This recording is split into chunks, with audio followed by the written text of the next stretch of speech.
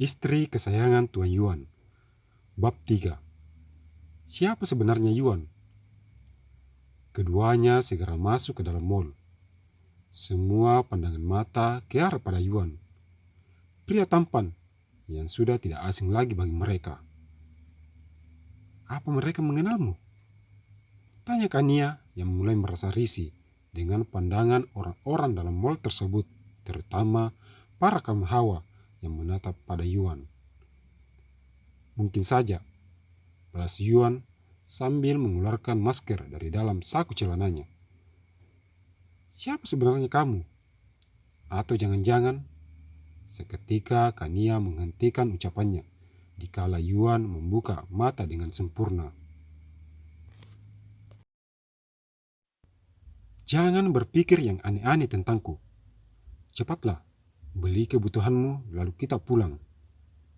Yuan yang juga merasa risih dengan pandangan orang-orang padanya. Keduanya kembali melanjutkan langkah mereka menuju ke sebuah toko pakaian. Kania berencana membeli baju untuk persiapan menjadi kasir di restoran tempat dia bekerja. Mbak, berapa harga baju itu? Tunjuk Kania pada baju kemeja berwarna putih yang terpajang di dalam lemari kaca. Maaf Nona, ada baiknya Anda pilih yang lain saja. Ucap karyawan toko yang menatap Kania dari ujung kaki sampai ujung rambut. Memangnya kenapa? Apa sudah ada yang memesan baju itu? Tanya Kania sedikit heran. Bukan itu masalahnya Nona. Baju ini terbilang cukup mahal. Kira-kira harganya 1 juta lebih. Maaf kalau begitu. Betul kata Anda. Ada baiknya aku memilih yang lain saja. Kania mencoba beranjak pergi, tetapi dicegah oleh Yuan. Jika kamu menyukai, kamu boleh ambil. Tidak usah. Ini terlalu mahal bagiku. Betul kata Nona ini, Mas. Sebaiknya kalian mencari yang lain saja. Atau ke toko sebelah. Di sana masih banyak baju yang harganya terjangkau buat kalian pilih. Keluarkan baju itu dan bungkus sekarang juga. Kalau perlu, kamu bisa memilih lebih banyak lagi. Ucap Yuan dengan tegas. Tidak usah Yuan, lain kali saja aku membeli baju itu. Sang karyawan hanya bisa tercengang mendengar ucapan Yuan. Kenapa hanya diam? Keluarkan baju itu dan segera bungkus. Baik Mas. Sang karyawan pun segera mengeluarkan kemeja putih itu dari dalam lemari. Apa ini sudah pas buat Nona? Tidak usah banyak tanya.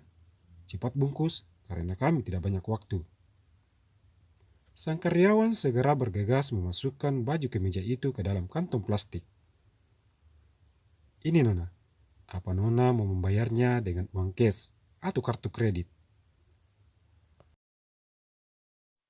Ini, ambillah. Yuan mengeluarkan sebuah kartu ATM dari dalam dompet dan menyerahkannya pada karyawan tersebut. Seketika karyawan kaget setelah melihat kartu yang diserahkan Yuan padanya. Kartu ATM yang hanya dimiliki oleh orang-orang tertentu saja dan dapat dihitung jari jumlah pemilik ATM seperti itu. Siapa sebenarnya gadis ini? Kenapa dia bisa berteman dengan pria kaya yang memiliki kartu black card yang hanya dimiliki para sultan di kota ini? Atau jangan-jangan dia menyamar di balik penampilannya? Hai, kenapa hanya diam? Baik tuan, tunggu sebentar. Sang karyawan segera bergegas menuju ke arah kasir untuk membayar tagihan baju Kania. Baju ini terlalu mahal bagiku. Entah bagaimana caranya, aku berterima kasih padamu. Kamu tidak usah berterima kasih padaku, karena aku melakukannya dengan ikhlas. Sesi pertama berjalan mulus. Sebentar lagi, kamu akan memohon padaku Kania. Ucap Yuan dalam hati sambil tersenyum. Tuan, ini kartu Anda. Kapan-kapan kalian datang lagi kemari. karena setiap bulannya toko kami ini memasok baju keluaran terbaru dan kekinian. Ucap sang karyawan dan menyerahkan kartu pada Yuan.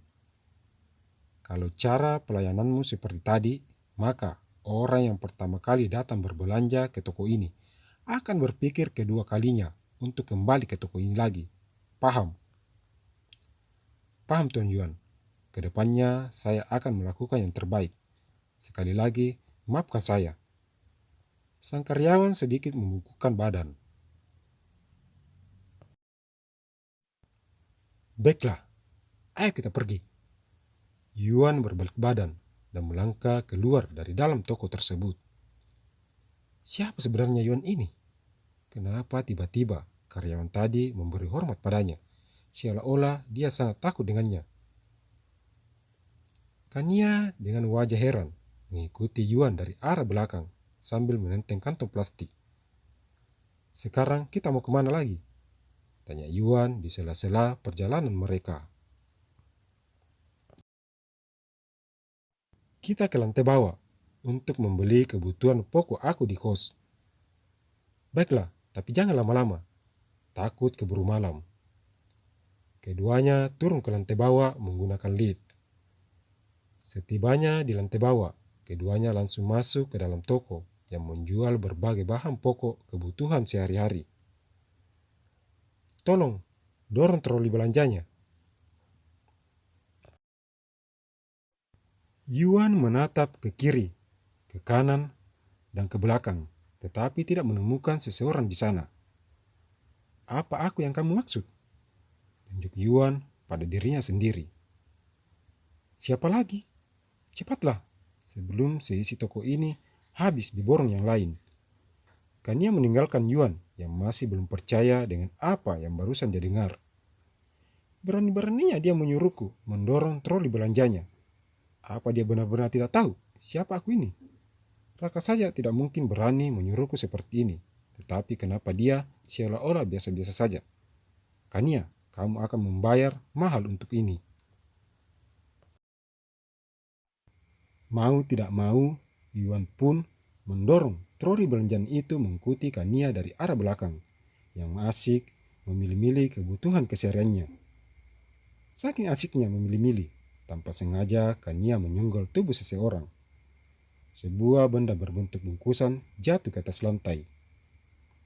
Hati-hati dong kalau jalan. Di sini banyak orang, bukan cuma kamu saja yang berbelanja di toko ini. Seorang perempuan berdiri saat Kania mengambil bungkusan yang tadi jatuh ke lantai. Maaf, aku benar-benar tidak sengaja, Mbak. Kania berdiri dan menyerahkan bungkusan tersebut pada pemiliknya. Gabriel? Kania sedikit kaget saat melihat perempuan yang berdiri di hadapannya. Tidak di restoran, tidak di sini. Kelakuanmu sama saja. Apa kamu memang sengaja melakukannya? Maaf Gabriel, aku benar-benar tidak sengaja. Kamu pandai sekali beralasan.